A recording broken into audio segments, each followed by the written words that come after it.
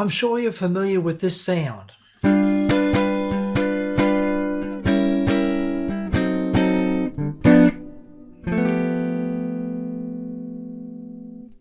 Hello, I'm Mike Hayes, and I'm sure you've heard that sound hundreds of times before, and you've probably played it 1,000 times yourself. But what you may not have done is made the connection between that blues introduction and the Barry Harris system.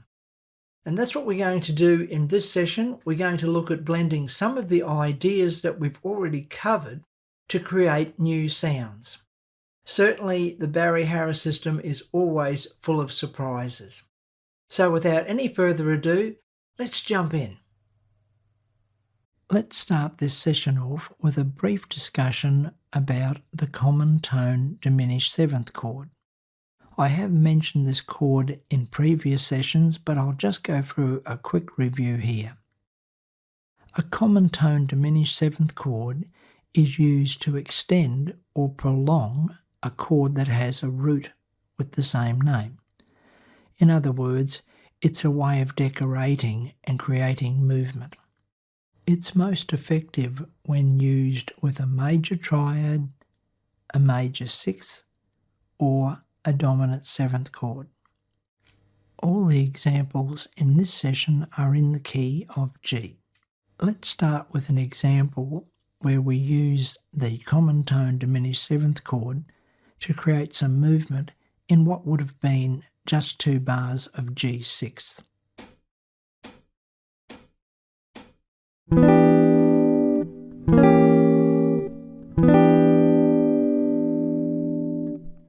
Here's another example where, for instance, if we're creating an introduction in the key of G. Let's say we had a bar of G and a bar of D7. We could use our common tone diminished seventh chord in conjunction with the G6 chord, and in the second bar we could add some movement by creating a 2-5. The A minor 7 I could also think of as a C6, and the D13 flat 9 I could think of as an F sharp diminished with a borrowed B note from a G6 chord.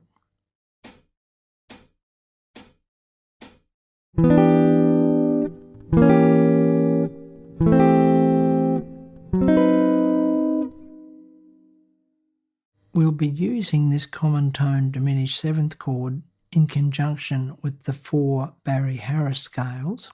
That's the major 6 diminished scale, minor 6 diminished scale, 7th diminished scale, 7th flat 5 diminished scale. Before we go any further, I'll just go through each one of these scales.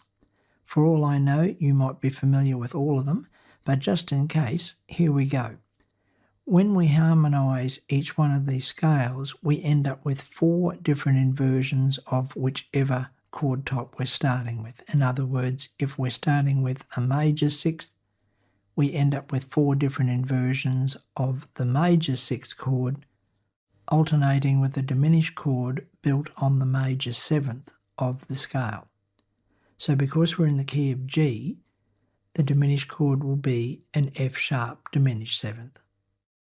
Right then, it's review time. Here is the harmonised version of the G major 6 diminished scale.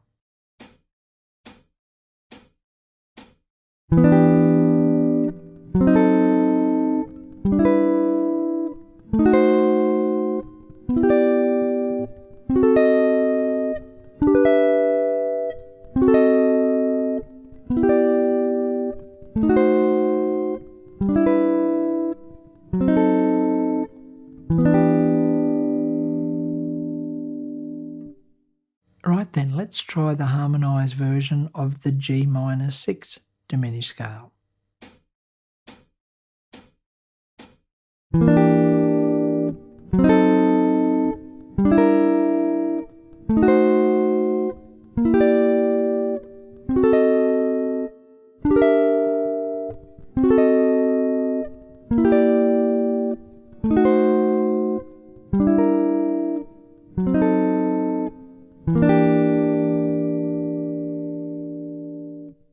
Now it's time time for the G7 diminished scale.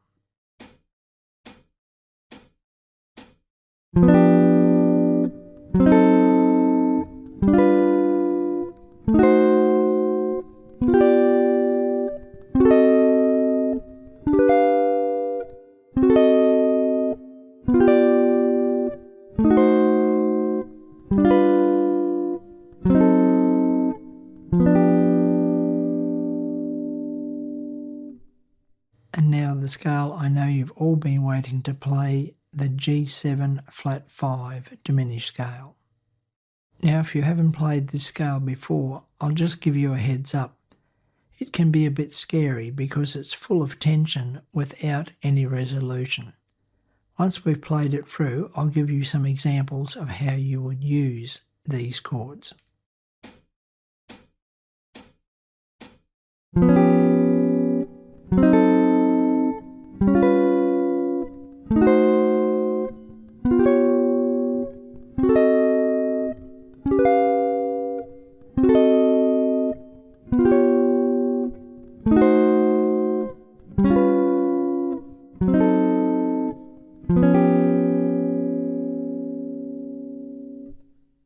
Okay, so what do we do with a G7 flat 5 chord? Well, one of the ways that we can use it is just the same as a G7th chord, a G7th resolving to C, or in this case, a G7 flat 5 resolving to C. Here's an example where we're using a lock knuckle approach. I'm keeping the same fingering, and then I'm moving the shape up 6 frets and then resolving to a C major 7th chord.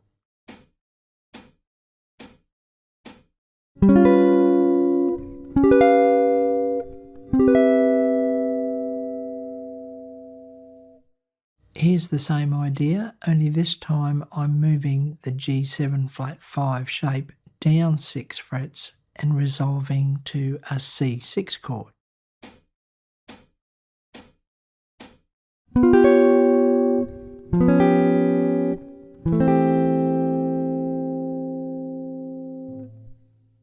Here's one more example so you can get used to the sound. I'm playing G7 flat 5, resolving to a C6 all over the fingerboard.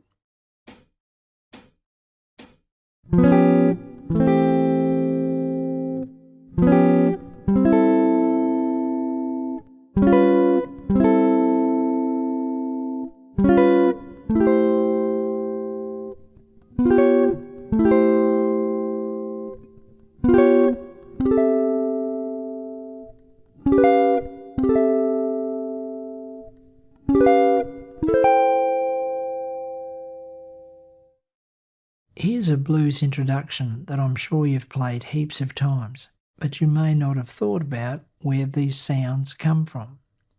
Actually, it's a combination of our common tone diminished chord in conjunction with the 7th diminished scale. Let's have a look. It starts on a G7th chord, then we play a G diminished chord. There's our common tone diminished chord. The next chord is a diminished chord, this time an F sharp diminished chord, which of course would be the diminished chord that's found in the 7th diminished scale. And the last chord is another inversion of the G7 chord. Let's have a listen.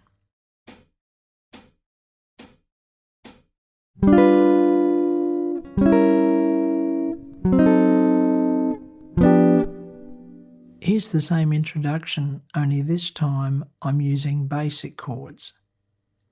The G diminished could be thought of as a C7 flat 9, and the F sharp diminished could be thought of as a D7 flat 9. Let's try the basic changes and then compare them with the more familiar sounds of the traditional blues intro.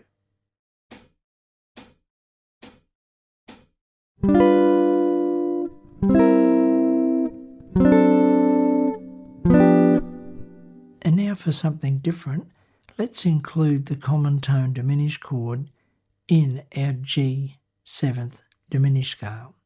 So I'm going to start with the G7th chord, play an F sharp diminished. Next I'm going to play the common tone diminished chord. So I'm going to play G diminished and then onto the next G7th chord. Let's have a listen to how that sounds. I think you'll agree it's pretty cool.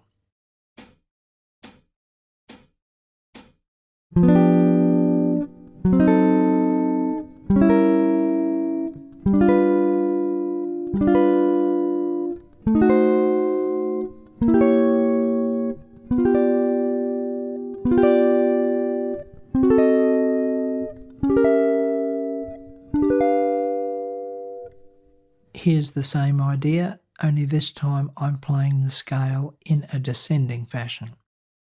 Therefore the chords are G7, G diminished, F sharp diminished, G7. And that's where that blues introduction came from, this particular sequence of chords.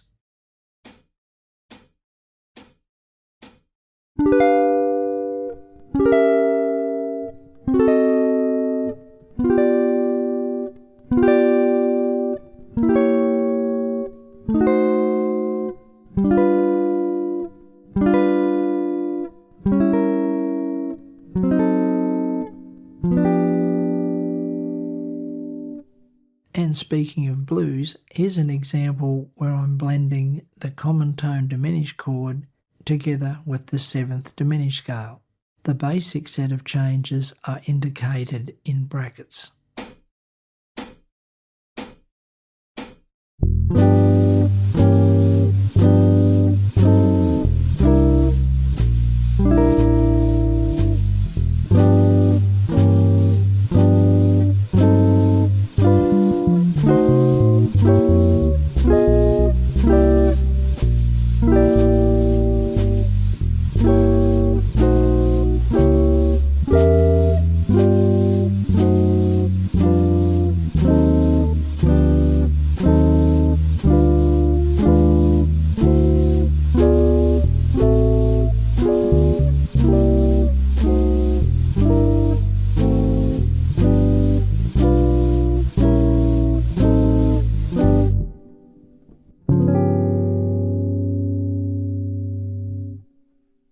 Well, that's it for today, folks.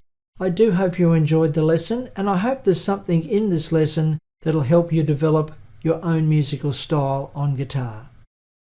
If you enjoyed this session and felt you got some value out of it and you'd like to support this channel, there's a link in the description below this video. Don't forget to subscribe so you don't miss out on all the good stuff, and if you like this video, don't forget to give us a like. It really helps us out. Until next time, all the very best with your guitar playing. Bye for now.